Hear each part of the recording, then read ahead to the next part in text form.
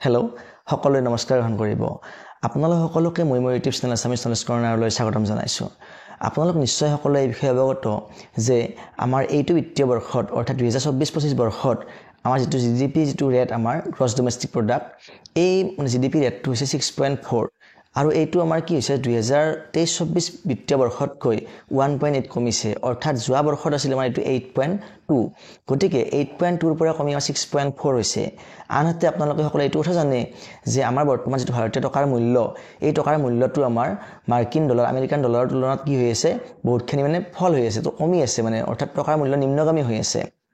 অৰ্থাৎ এনেকুৱা এটা অৱস্থাত যি সময়ত টকাৰ মূল্য কমি আছে, যি সময়ত ভাৰতৰ জিডিপি ৰেট কমি গৈছে, মুঠ ঘৰুৱা উৎপাদন গ্ৰছ ডমেষ্টিক প্ৰডাক্ট, এই সময়ত ভাৰতৰ প্ৰধানমন্ত্ৰী মাননীয় নৰেন্দ্ৰ মোদী ডাঙৰীয়াই কি কৰিছে, অষ্টম দৰমহাই গঠন কৰাৰ কাৰণে যিটো অনুমতি প্ৰদান কৰিছে, এইটো এটা অত্যন্ত ডাঙৰ খবৰ।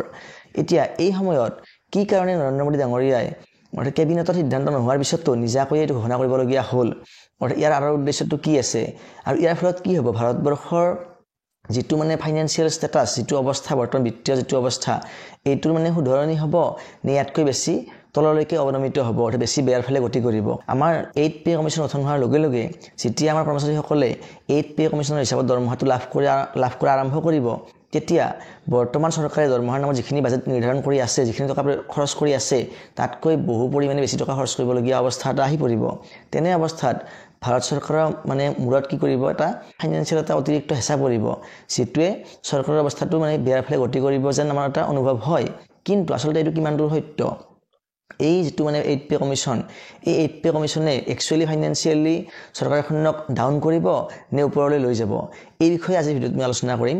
এতিয়া আপোনালোকে নিশ্চয় এটা কথা গম পায় যে বৰ্তমান যিটো হাৰত মূল্য বৃদ্ধি হৈ আছে, যিটো হাৰত চব বস্তুৰ দাম বাঢ়ি আছে, সকলো বস্তুৰে দাম বাঢ়ি আছে, এই সময়ত আমাৰ যিখিনি উপভোক্তা গ্ৰাহক, অৰ্থাৎ যিখিনি আমাৰ সাধাৰণ বৰ্গৰ মানুহ আছে, তেওঁলোকৰ হাতত কি সেই বস্তুবিলাক কিনাৰ জখাৰে বা যিখিনি আমাৰ অত্যন্ত প্ৰয়োজনীয় বস্তুখিনি কিনিব লাগিবই, তাৰ বাহিৰে যিখিনি আমাৰ লাক্সাৰিয়াছ সামগ্ৰী, বিলাসী বস্তু যিখিনি আমাৰ সামগ্ৰী আছে, সেইখিনি কিনাৰ কাৰণে একেবাৰে সামৰ্থ্য নোহোৱাৰ নিচিনা হৈ পৰিছে। কাৰণ দৰমহাখিনি যিখিনি বাঢ়িব লাগিছিল সেইখিনি বাঢ়া নাই, হয়তো আমাৰ চৰকাৰে দিয়েখিনি যিমান দিব লাগিছিল ইমানখিনি দিয়া নাই। যিয়ে নহওক বাৰু, যে চৰকাৰী কৰ্মচাৰীসকলে হওক বা বেচৰকাৰী যিখিনি কৰ্মচাৰী আছে বা যিখিনি আমাৰ চাকৰি নকৰা মানুহ আছে, ব্যৱসায় বা আন বৃত্তিত নিয়োজিত ব্যক্তিসকল, তেওঁলোকৰ হাতত বৰ্তমান পৰ্যাপ্ত টকা নাই। আৰু নোহোৱাৰ কাৰণে কি হৈছে, আমাৰ মাৰ্কেটত যিবিলাক সামগ্ৰী আছে সেইবিলাক কিনাৰ চাহিদাটো কি হৈছে, কমি গৈছে। অৰ্থাৎ ধৰা হ'ল আপুনি এজন চৰকাৰী কৰ্মচাৰী, এতিয়া যদিহে আপোনাৰ দৰমহাৰ টকাৰে ঘৰখন চলাবলৈ মাহটোত ভালদৰে নোজোৰে, তেনেহ'লে আপুনি নিশ্চয় বিলাসী বস্তুৰ যিটো ইচ্ছা, যিটো আপোনাৰ আকাংক্ষা, সেইটো বাদ দিব লাগিব। আৰু যদিহে আপুনি বাদ দিয়ে, তেনেহ'লে আপোনাৰ নিচিনা হাজাৰজন লাখজন চৰকাৰী কৰ্মচাৰী আছে, আটাইবিলাকে প্ৰায় এইটো বস্তু বাদ দিব লাগিব।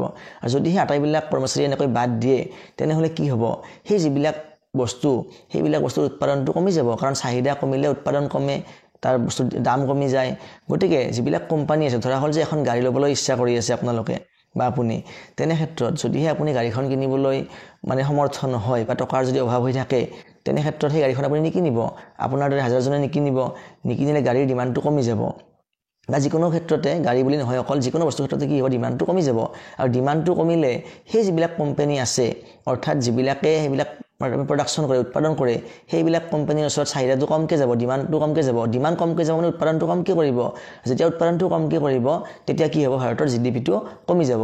আৰু ঠিক এইটো বস্তুৱে হৈ আছে বৰ্তমান ইণ্ডিয়াৰ লগত, যে যিহেতু ইণ্ডিয়াৰ বৰ্তমান কি হৈ আছে, মানুহবিলাকৰ মূল্যবৃদ্ধিৰ লগত সমাযোজন কৰিব পৰা নাই, তাল মিলাই চলিব পৰা নাই। সেই তাল মিলাই চলিব নোৱাৰাৰ কাৰণে ভাৰতৰ জিডিপিটো হ্ৰাস পাইছে।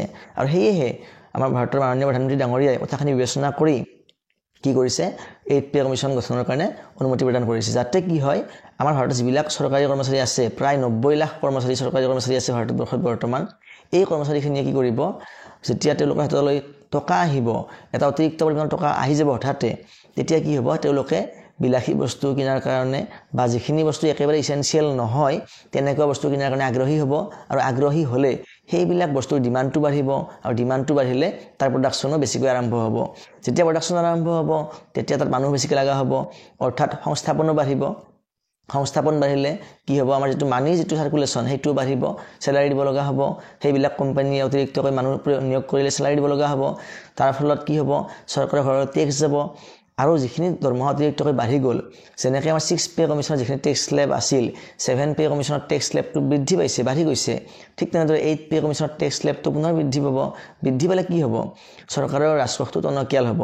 অৰ্থাৎ হয়তো ইনিচিয়েলি প্ৰাথমিক অৱস্থাত চৰকাৰে আমাৰ কিছু কি হ'ব পাৰে, টকা বেছিকৈ দৰমহাৰ নামত খৰচ কৰিব লগা হ'ব পাৰে। কিন্তু সেই টকাখিনি পুনৰ তেওঁলোকৰ ওচৰলৈ প্ৰত্যক্ষ টেক্স, অৰ্থাৎ প্ৰত্যক্ষ টেক্স হ'ল যিখিনি আমি কৰ্মচাৰীসকলে আমি কি কৰোঁ, ইনকাম টেক্স যিখিনি আমি দিওঁ।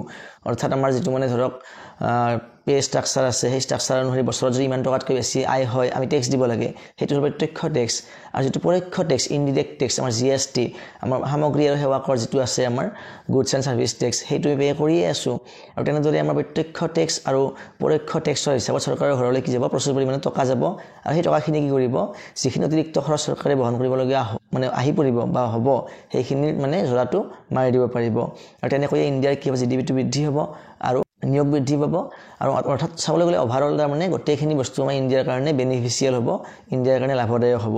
আৰু সেয়েহে এই আটাইবিলাক কথা বিবেচনা কৰি প্ৰধানমন্ত্ৰী ডাঙৰীয়াই এই সিদ্ধান্তটো গ্ৰহণ কৰিছে, যাতে 8 পে কমিশ্যনৰ ফলত চৰকাৰী কৰ্মচাৰীসকলে যিখিনি কৰ্মচাৰী দেশৰ চালিকা শক্তি বুলি আমি ক'ব পাৰোঁ, কাৰণ তেওঁলোকে পাৰ্চেছ কৰিলেহে, ক্ৰয় বিক্ৰয় কৰিলেহে মাৰ্কেটখন কি হৈ থাকে? সন্তুলিত হৈ থাকে।